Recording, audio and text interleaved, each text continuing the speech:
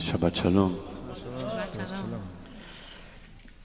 This week's Parashat Kitisa brings us the dramatic scene of Moshe smashing the tablets.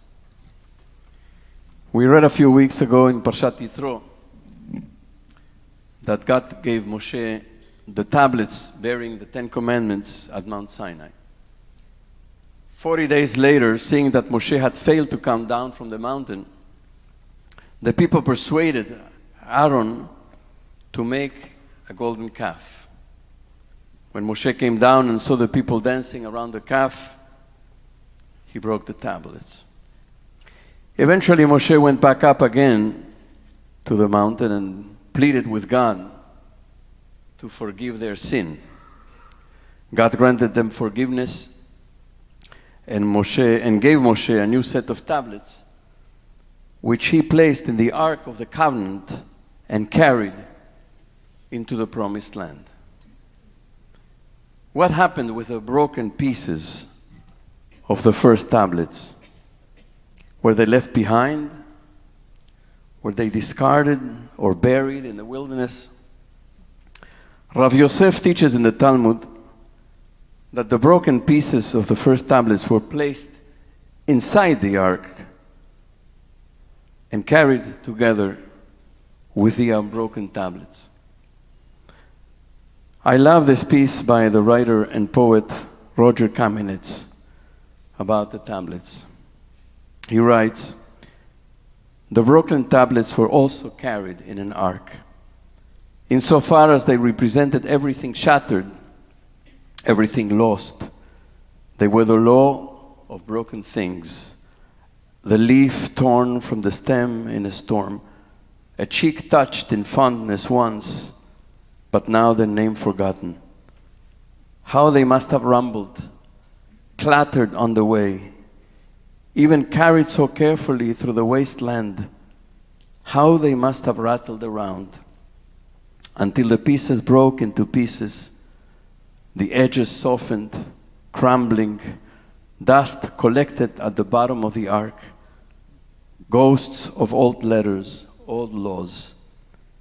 Insofar as a law broken is still remembered, these laws were obeyed.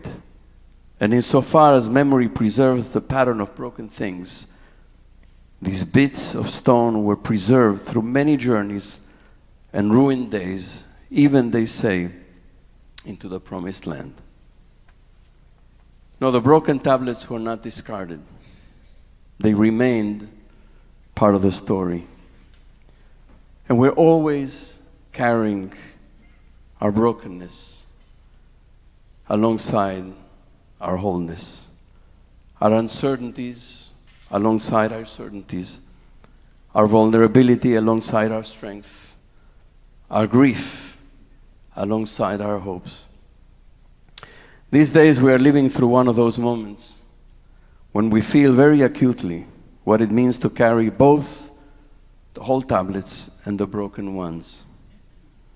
The whole tablets are the certainties we hold, that the regime in Iran is oppressive, criminal, and that it has terrorized and murdered its own citizens, that Iran must never possess nuclear weapons, that Iran or its proxies must never threaten Israel. But alongside them are the broken tablets. A war started without a clearly stated goal, a coherent strategy, or an exit plan.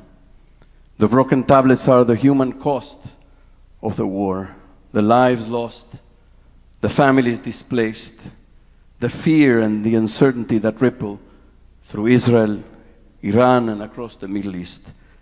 Already so many people have been killed. Families spend their nights in shelters.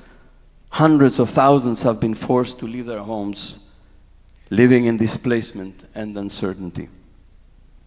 The broken pieces are also the unpredictability that accompanies every war.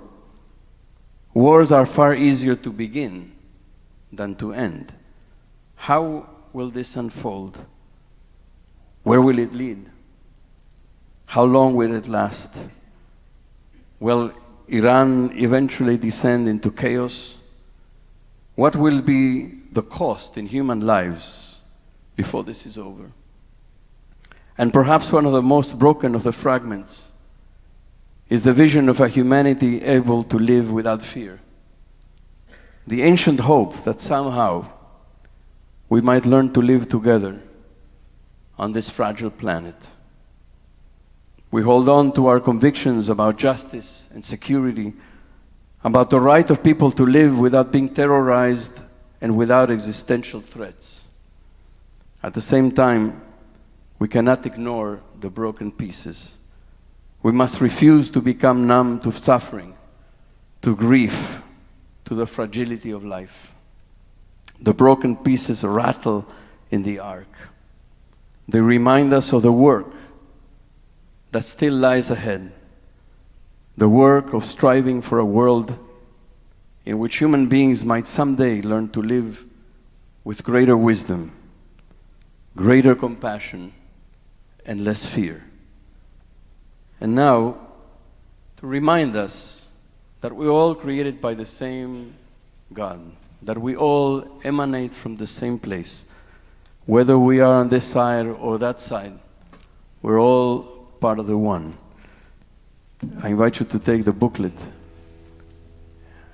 as we sing this old, 1,000-year-old poem by Rabbi Shlomo ibn Gabirol, who knew about persecution and war as well, but never gave up on the most profound of the ideas of Jewish faith, which is about the oneness of God and all there is, on page 2 of the booklet, Kol Beruei.